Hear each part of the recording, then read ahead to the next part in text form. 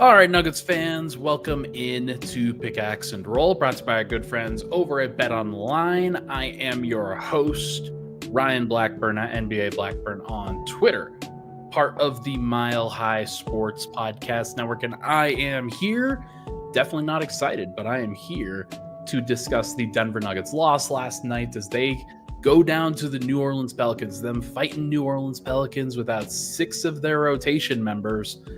Final score 101-94. Unfortunate performance from Denver. We'll get into a couple of the details why. I've got some thoughts on Jamal Murray and just in general what's going on with the Nuggets when they can't play with Nikola Jokic. There's obviously a lot of questions there, a lot of concerns there. And I mean, if anything, you continue to make the MVP case for the big fella, that's for sure.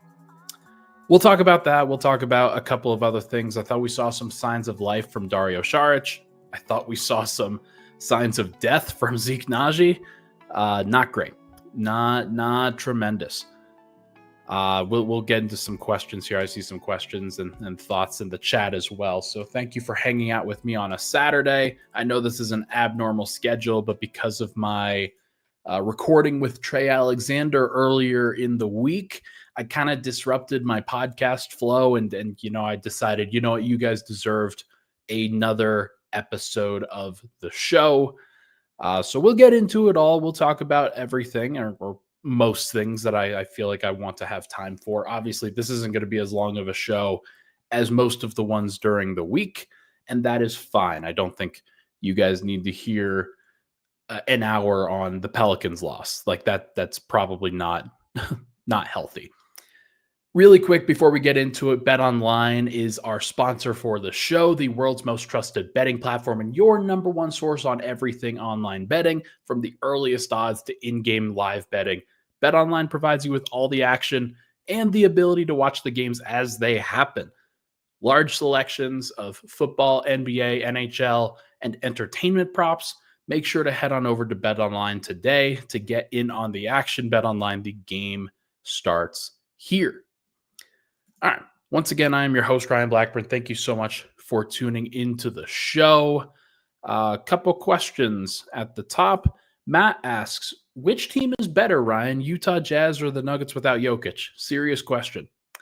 Probably the Jazz. I mean, the Jazz they don't have Jokic to rely upon it. And I have to make sure to, obviously, if you want to talk about the healthy Nuggets, would Aaron Gordon have helped Denver win last night's game? Absolutely.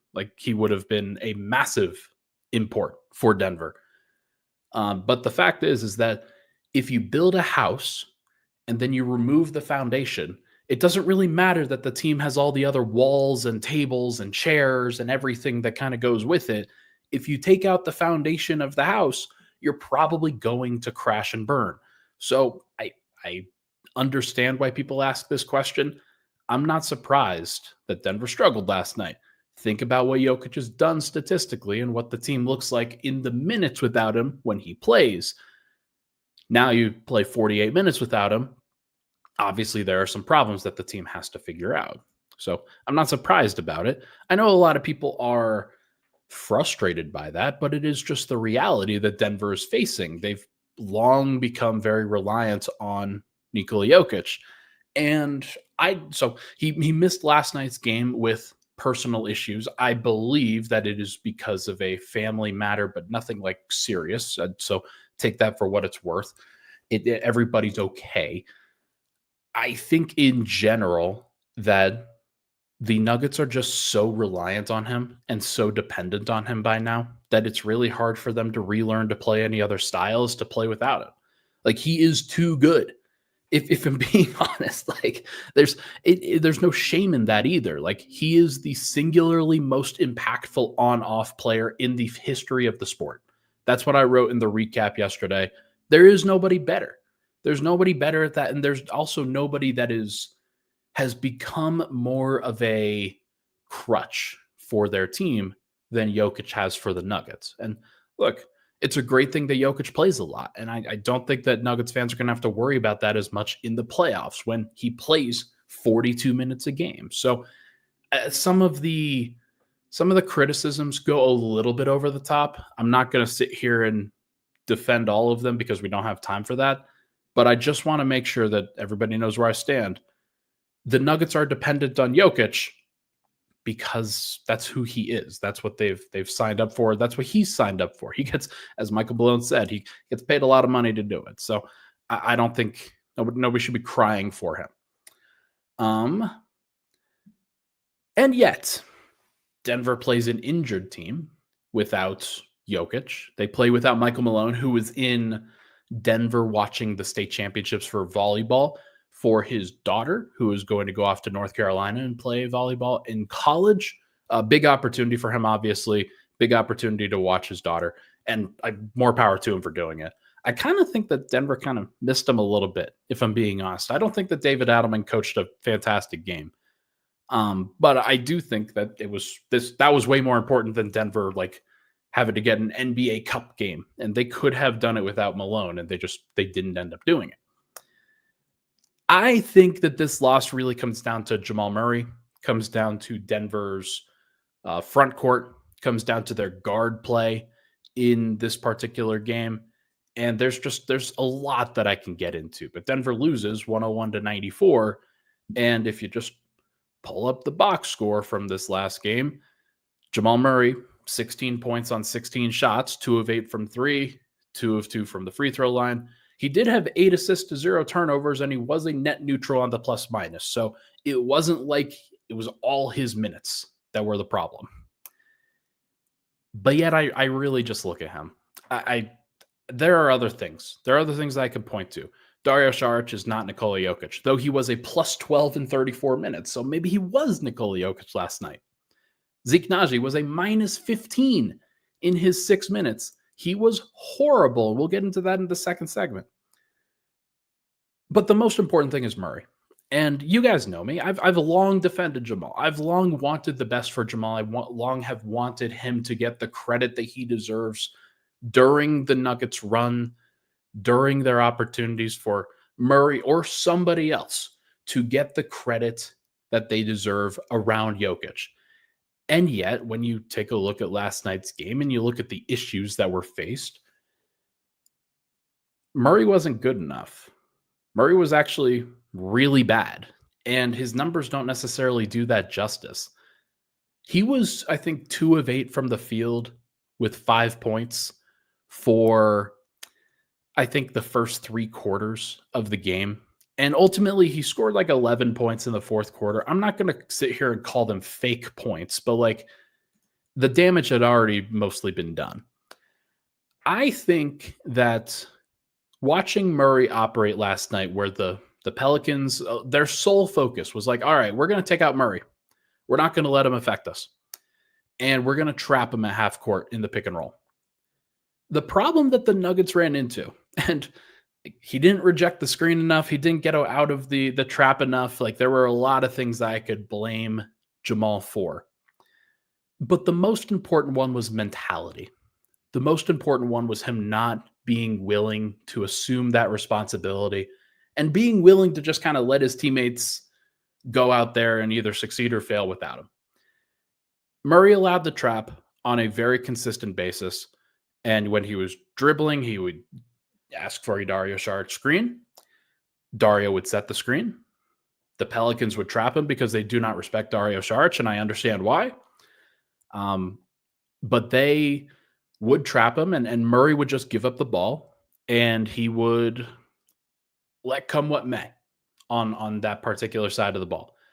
And Dario, the backup center that hasn't played in 5 games, did a reasonable job of handling that extra assignment, that extra pressure.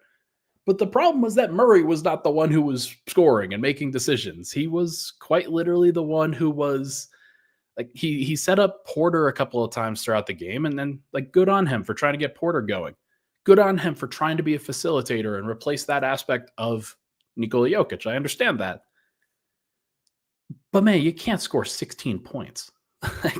What are we doing? What are we doing here? This is an NBA Cup game. If you care at all about the competitive aspect of this thing, you can't finish with 16 shots. And I really do genuinely believe that he was 2 of 8 or whatever through 3 quarters, and he was very comfortable just playing the facilitator for long periods of that game. He did not want to shoot. He did not feel like he needed to shoot. And the problem is that when you take away Joker, when you take away kind of that safety net, there just aren't enough other players on the floor with you that can really put up points in bunches, that can do the things from an explosiveness standpoint that you need to do in order to win a game like that. And I just thought that Murray kind of gave into the game plan that the Pelicans were running. And that was sad because Brandon Boston outplayed him. Brandon Ingram was in a different stratosphere from how Murray played last night. And I'm usually, as you guys know, I'm one to defend Jamal on a consistent basis. I believe that he's really good. I believe that there are things that he doesn't get credit for enough. But last night was a prime example of why he's not considered a top-tier point guard anymore. Just was. In games without Jokic, the Nuggets need Murray to show more backbone, more responsibility. Here's an example.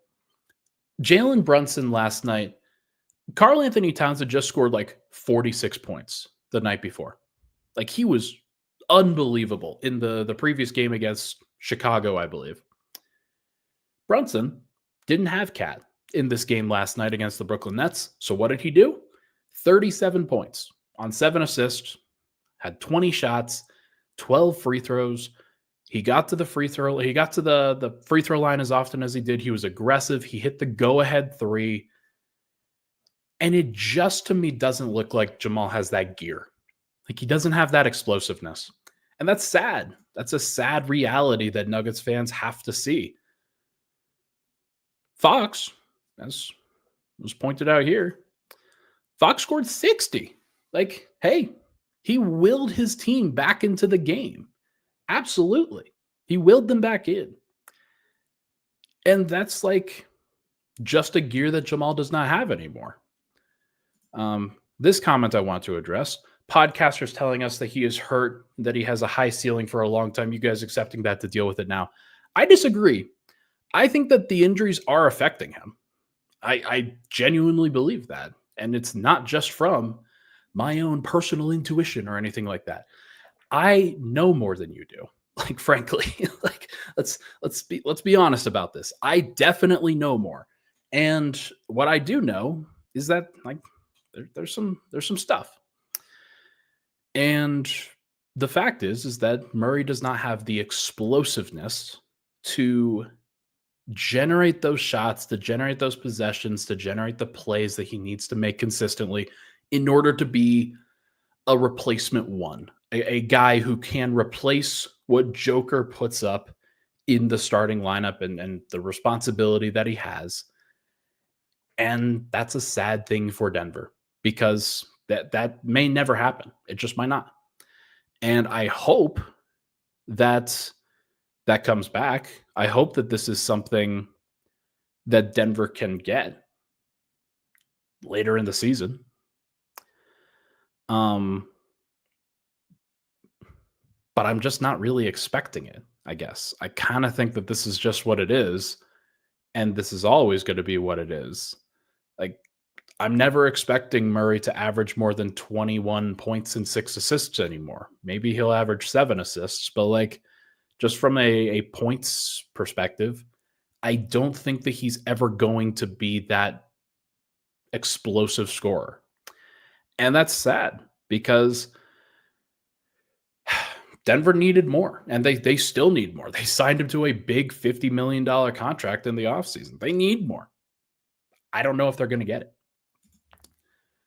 With that in mind, you kind of turn to some of the other young guys who can provide a little bit of extra juice and have provided extra juice over the course of the last few games. Christian Brown and Peyton Watson, I thought they were both fine, good, like solid, not necessarily great. Watson was better than Brown last night, but I do think that he was like still kind of in that range of there's still some things you got to figure out. Last night, Watson 1 of 5 from 3. He was dared a couple of times to hit some threes, didn't ultimately hit them. He did hit a big one at one point. Christian Brown, though, 0 of 2. He didn't take enough of them. Denver is a team 10 of 37 from 3-point range, just don't have the spacing. Like if you remove Michael Porter Jr. from the conversation, he was solid. He was his normal self, 4 of 7 from 3. If you remove him, Denver was 6 of 30, 20%. So not good enough, frankly. And that's where the game was lost outside of the rebounding disparity, where the Pelicans had 17 offensive rebounds and the Nuggets had 5. Not tremendous. So there's some things that they got to figure out. Brandon Ingram, 29 points, 9 rebounds, 7 assists. He did shoot only 12 of 26 from 3, or from the field. 12 of 26 from 3 would be a crazy number. But 12 of 26 from the field. He only got to the free throw line 2 times. So I thought that Watson in particular did a decent job on him, but there were some buckets at the end that like Watson couldn't really affect. And that's a problem. So gosh, now people are mad that I'm not like sharing everything that I know. Like, oh, what a shame. All right, let's take a break. When we come back, we're going to talk about the fact that Dario Saric is playable again and Zeke Naji may not be. We'll talk about that on the other side here on Mile High Sports.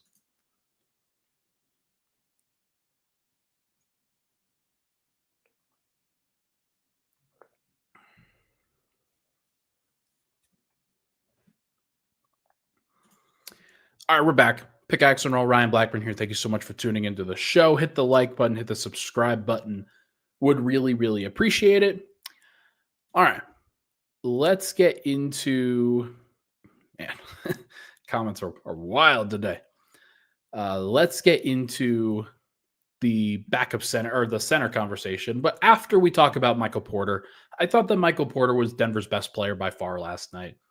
Did a really good job. Unfortunately, only had 4 points in the second half. And that's where, as part of the conversation, I don't think it's entirely on him because you had Jamal really controlling the ball. You had, when it wasn't him, it was Dario most of the time. And the Pelicans, rightly, did the thing where they were like, hey, when we get Dario on the short roll here, when we trap Jamal in the pick and roll and he dumps the ball off to Dario, let's not help off of Michael Porter Jr., the only guy that can really hurt us, and let's allow Christian Braun, Peyton Watson, and Dario Saric to figure out how they can really impact the game. And to Peyton's credit, like 18 points on 12 shots, 5 of 6 from the free throw line, 0 turnovers. He did pretty well. Christian Braun, 15 points, 3 assists, 5 steals last night. He did pretty well overall too. But there were just some problems overall with that style for Denver because Peyton Watson, Christian Braun, and Dario Saric combined to shoot 2 of 12 from 3. And they also combined, like, they only got to the free throw line 7 times as a trio. So Denver did not have enough explosiveness offensively from that when the opposing team says, you know what, we're not going to let Murray beat us and we're not going to let Porter beat us. So that's effectively what happened last night with those guys. But I thought that Dario handled the assignment pretty well, and it's nice to see him be able to put together some possessions where he looks decent or he looks solid.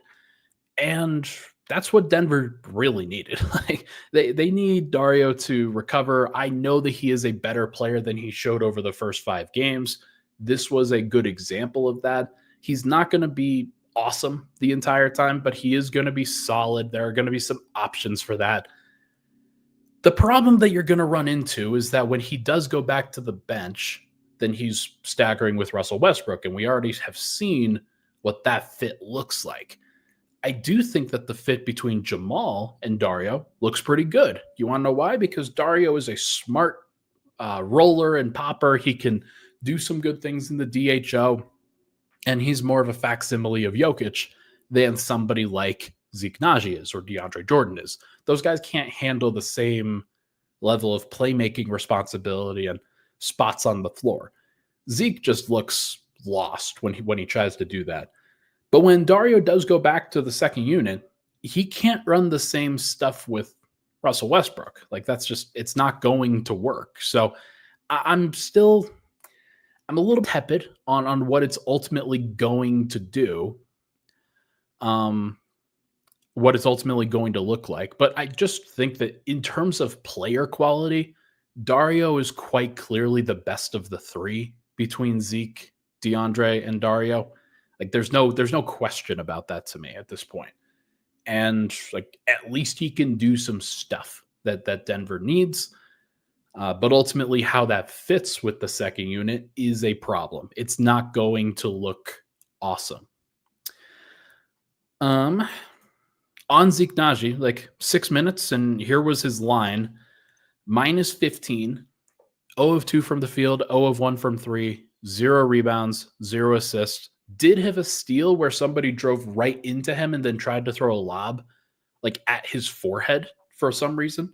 It was a horrible play that the opposing player made. I don't remember who it was. Was it Brandon Boston? Was it somebody else? Maybe it was like Jamal Cain, somebody like that. But in general, like Zeke was facing off against Jeremiah Robinson Earl, Trey Jameson, Jalen Noel, Jamal Cain, and guys like that. And he got cooked again. Couldn't grab an offensive rebound or a defensive rebound. Couldn't get a stop when he was matched up and trying to guard Brandon Ingram. Like that is what he's supposed to do. And he just was not able to accomplish that. And going minus 15 in 6 minutes loses you a game. Like think about what I was just saying about Dario. Like he was plus 12, man. Plus 12 in 34 minutes. Denver couldn't have asked for a better impact than that from their starting center replacing Jokic. Like even Murray was a net neutral of 0, despite the fact that he wasn't good for much of the game. That's how bad the Pelicans were outside of like, hey, Brandon Boston and Brandon Ingram.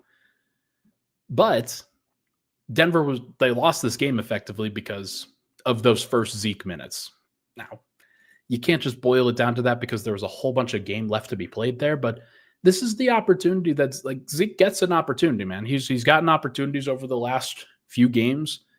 Michael Malone said he was fine. He hasn't been fine. He's been like subpar at best. And I'm just over it at this point. I don't understand what is not clicking for him as the center. He looks so uncomfortable there on both ends of the floor. And I just like, it's not going to get much better at the 4 unless you're playing with Jokic. Like he still needs to space and he's missed every 3 that he's taken so far. So I'm not going to sit here and say, oh yeah, being a power forward is going to really solve everything for him. It's not. So I think that it's important for people to have that healthy skepticism of like, hey, he may not be a 5, but he also may not be a 4. So what is he? I don't really know. And I just need to see him put together some production. He has 4 total defensive rebounds in 48 minutes so far this year. And like, if you're not impacting any aspect of the game, then what are we really doing here? So that's that. Bad Westbrook game. I thought that he came in and just wasn't comfortable for much of it. He only had 1 turnover, but it wasn't really about that. He did have 7 assists. I will say that there were some good distribution opportunities. He did attack and transition reasonably well. And I don't want to crush him, but like, I think that he could have played better in this particular matchup. The other thing, it wasn't just about the 7 assists. He shot 2 of 8, whatever. It was the defense for me. It was the opportunities that he had to make defensive plays in the fourth quarter and then getting lost off ball and giving up multiple corner threes. Like those were bad possessions. And ultimately Denver loses by 7. The way that the game kind of got away from them, they could have won it at the end, but there were some wide open threes that were given up on rotation defense because Westbrook didn't really know where he was. So look, he wasn't the biggest reason why Denver lost last night. That was Murray. That was Zeke. I'm not going to sit here and say that Russ had that massive of an impact, but he wasn't good. And it's just important to like not bury him, but also not like give him credit where credit isn't really due for a matchup like last night. Bad Strother game as well. I thought that Julian had a great opportunity last night to make an impact, and he just didn't. 20 minutes, 5 points, minus 11, 1 of 6 from the field, 1 of 4 from 3, 0 assists, 1 turnover. It wasn't good. And he was taken advantage of multiple times by Ingram and others, and then also gave up some offensive rebounds that were really important. And that was the key of last night's game. Jalen Noel grabbed a couple offensive rebounds. Jamal Cain grabbed an offensive rebound. Jeremiah Robinson-Earl grabbed 4. Trey Jamison grabbed 2. Like, that's just off the bench. That doesn't account for the 6 that Yves Missi grabbed in the starting lineup. So Denver was just overwhelmed. They were not good enough on the defensive glass, and that really was a massive impact. And Julian, I think, contributes to that.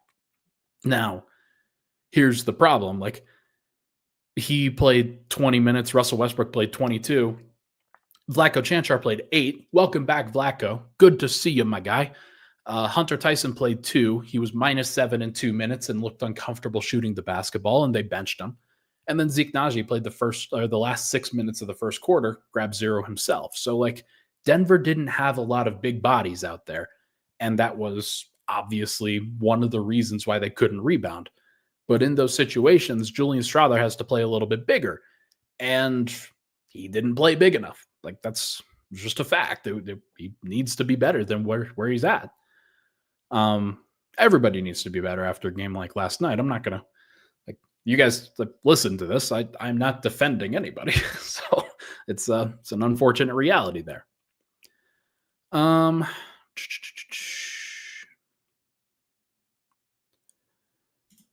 True Teller asks, Ryan, tell me, is it fair to keep Jokic in golden prison when he can go into the other team to win 3 to 4 rings and be in the GOAT conversation? What are you talking about? Like, is this is this an opportunity for Joker to leave because the team isn't good enough? No, like, that's not what we're doing here. As I mentioned before, the Nuggets are good enough to win a championship. Like, the problem is that when you remove the foundation of the house is going to crumble. And Denver doesn't look good when they don't have their foundation. I'm not surprised about that. Nobody else should be surprised about that. But I do think that, like, Joker's not going to ask for a trade. If anything, he'll ask for a little bit more help, but, like, he's not going to ask for a trade. He doesn't want to trade. And Nuggets fans obviously shouldn't want to trade either. Like, it is some kind of pain for you to ask for a Nikola Jokic trade because the rest of the team around him hasn't been good enough. Think about what's happening with Golden State right now, like what they look like. Golden State's like 10-2, and they just lost Klay Thompson, replaced him with some important role player pieces, and Steph Curry's rolling. Draymond Green's rolling. Those guys look good. And do I think that they're a title contender? No. Do I think that Jokic right now is better than Steph has ever been? Yes. So Denver can get back on track. They just need a little bit of a reorientation. It looks a little bit better when Joker's on the floor. Absolutely. All right. That's about all I have to say about that. Look, it's unfortunate that Denver couldn't get this one. I'm not going to sit here and defend everybody. This is one where they should have known what it was going to be like without Joker. Just we know what's going on. We know that this could be an issue. The entire team was prepared for it. And I thought that Dario handled himself reasonably well. I thought that Mike handled himself reasonably well. I thought that Christian and Peyton, frankly, like, they did a reasonable job in the circumstances that they had. Murray's got to be better. Like, he's got to be more responsible. And I wonder if this is a wake-up call that he needs, or if this is just going to be what the going is for these opportunities. I wonder what the bench is going to look like. Maybe Aaron Gordon gets back and Denver can look a little bit different. I think that's another factor here, that when you remove Jokic and you remove Aaron Gordon, it's going to feel a little bit awkward. So I'm not surprised that things went the way that they did. It's going to be all right. It's going to be okay. Denver's still 7-4, people. Like that's the thing that people need to understand. They probably won like one or too many 2 games from the previous 5-game homestand because of their ability to operate in clutch time. When you have the clutch player of the year in Nikola Jokic, that probably helps. It probably does. It takes when you remove that as an opportunity, it's going to feel a little bit different.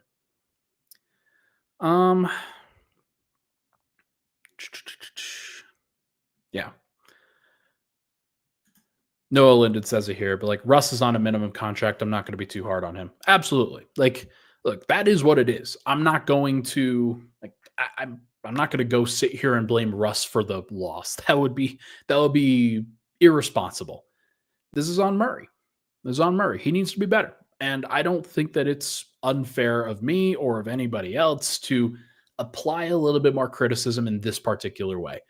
It's fine if you want to take a back seat while Jokic isn't there. Jokic is averaging, 30, 14, and 12? Obviously, you want to give him the ball as often as possible.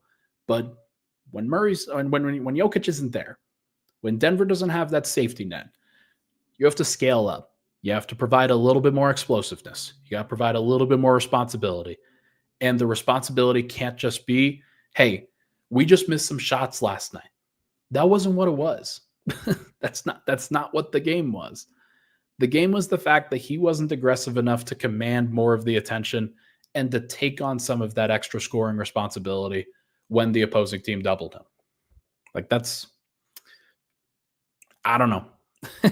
We'll see what happens. Denver plays again on Sunday in Memphis. Memphis has their own injury issues too. John Morant is going to be out. They have some other injury issues for sure. I don't know if Jokic is going to be back. Desmond Bane is not out there. I don't think Marcus Smart is out there either. So it's going to be a possible concern for the Nuggets.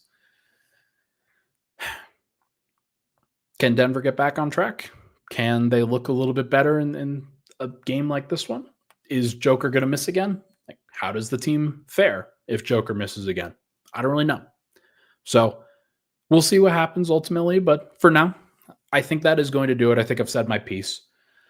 That is going to do it for this episode of Pickaxe and Roll, brought to you by the good friends over at BetOnline. Thank you so much for tuning into the show. Apologies for the impromptu time. I will be back again on a normal schedule next week, 10 a.m. on Monday, Tuesday, Thursday, Friday. Thank you for tuning into the show. Please hit that like button, hit that subscribe button on the way out. Really, really appreciate it. I will talk to you guys very soon.